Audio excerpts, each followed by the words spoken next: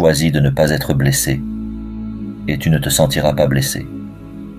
Ne te sens pas blessé, et tu ne l'as pas été. Marc Aurèle. La vie est une lutte constante. Parfois, les choses sont simples, parfois beaucoup moins, mais une chose est certaine. Tirer le meilleur parti de la vie dépend principalement de la manière dont vous réagissez aux situations difficiles. Vous pouvez vous énerver, paniquer, vous laisser abattre, ou bien choisir d'être indifférent et imperturbable. Plus vous parviendrez à rester impassible face aux épreuves de la vie, plus vous en retirerez de la force. Alors, plongeons ensemble dans l'art de l'indifférence stoïcienne pour devenir invincible face aux adversités de l'existence. Qui est l'être humain invincible ? Demanda Épictète, avant de répondre lui-même, celui qui ne peut être troublé par rien qui échappe à son contrôle. On pourrait penser que le stoïcisme se résume à afficher un visage impassible en affrontant l'adversité. Ce n'est pas exact. L'auteur Oliver Burkeman l'explique ainsi. Les seules choses que nous pouvons réellement contrôler, selon les stoïciens, ce sont nos jugements, ce que nous croyons sur nos circonstances. Pour eux, nos jugements sur le monde sont tout ce que nous pouvons maîtriser, mais également tout ce qu'il est nécessaire de contrôler pour être heureux. La tranquillité n'est du remplacement de nos jugements irrationnels par des jugements rationnels. Voilà tout le pouvoir de l'indifférence face à ce qui échappe à notre contrôle, c'est-à-dire notre vision des choses. Il ne s'agit pas d'une absence d'émotion, mais d'une maîtrise accrue de notre comportement face à ces émotions.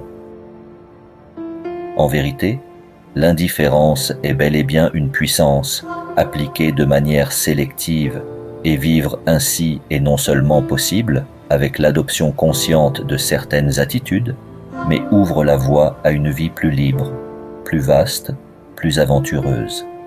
La joie et la peine sont toujours présentes avec toutes les autres émotions, mais elles sont adoucies, et dans cet équilibre, elles deviennent moins tyranniques. Avec l'aide des 3 philosophes stoïciens les plus influents, allons explorer la puissance de l'indifférence, chère famille. Ce n'est pas parce que les choses sont difficiles que nous n'osons pas, mais parce que nous n'osons pas qu'elles sont difficiles. Sénèque. Sénèque, dans une de ses lettres à Lucilius, décrit comment il restait imperturbable face à des situations difficiles. Il raconte qu'un jour, alors qu'il était accusé de conspirer contre l'empereur, il choisit de rester calme, acceptant la possibilité de l'exil ou même de la mort. Plutôt que de paniquer, il se concentrait sur ce qu'il pouvait contrôler, ses pensées et ses réactions. Sénèque savait que se laisser envahir par la peur ou la colère n'apporterait rien de bon. Au lieu de cela, il pratiquait la maîtrise de soi et l'acceptation stoïque de ce qui ne dépendait pas de lui.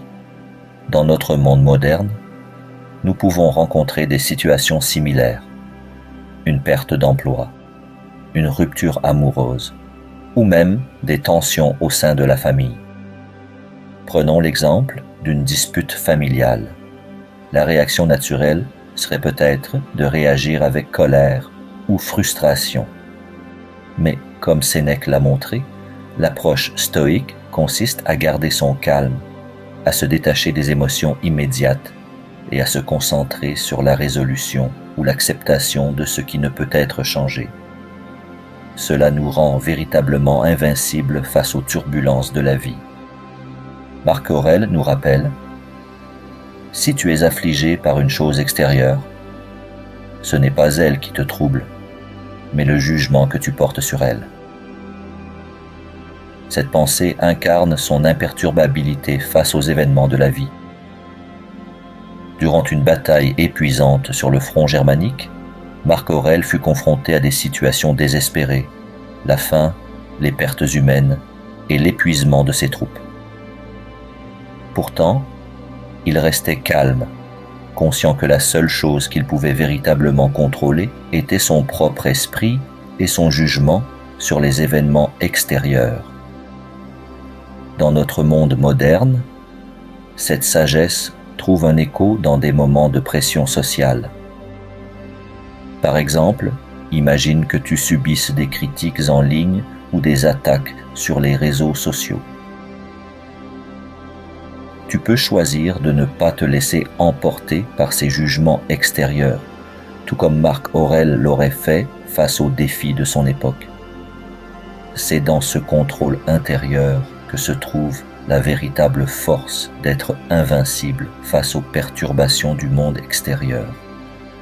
Allons voir ce que le spécialiste du détachement a à nous apprendre.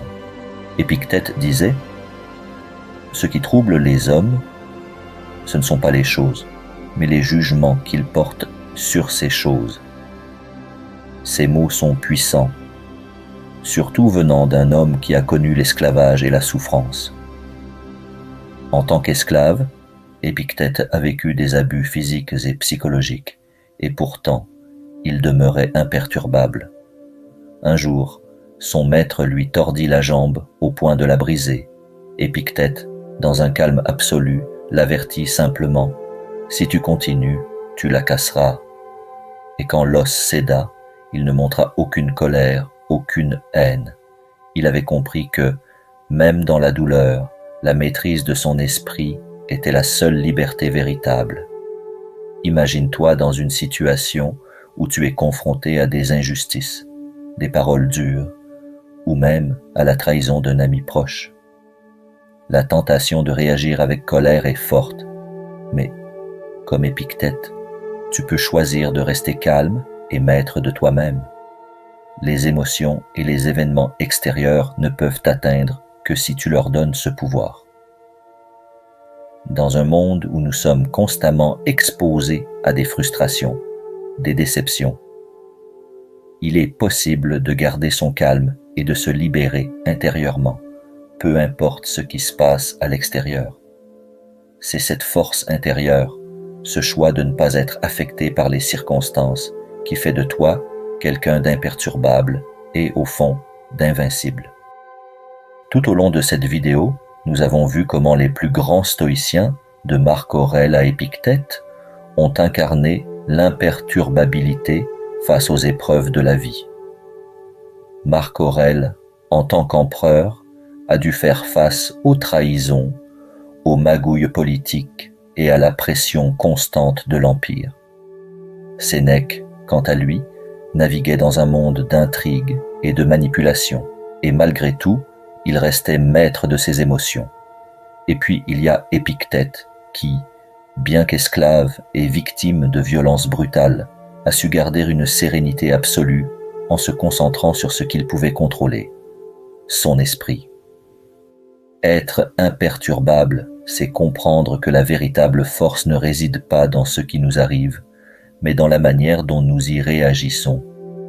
Peu importe les trahisons, les injustices ou même la douleur physique, nous avons toujours le choix de ne pas être ébranlés. C'est en incarnant cette force intérieure que nous devenons invincibles face à la vie.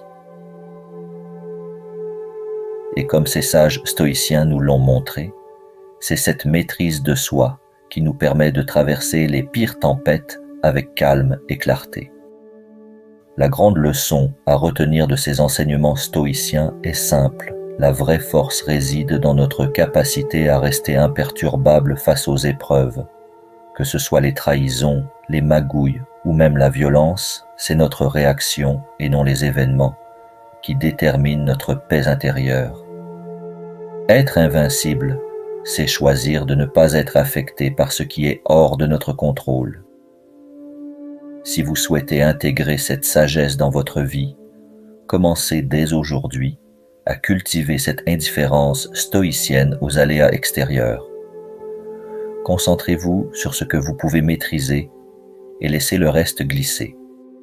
Si cette vidéo vous a inspiré, n'oubliez pas de vous abonner et de la partager avec ceux qui pourraient en bénéficier. Continuons ensemble à devenir invincibles face à la vie. Un jour à la fois, chère famille.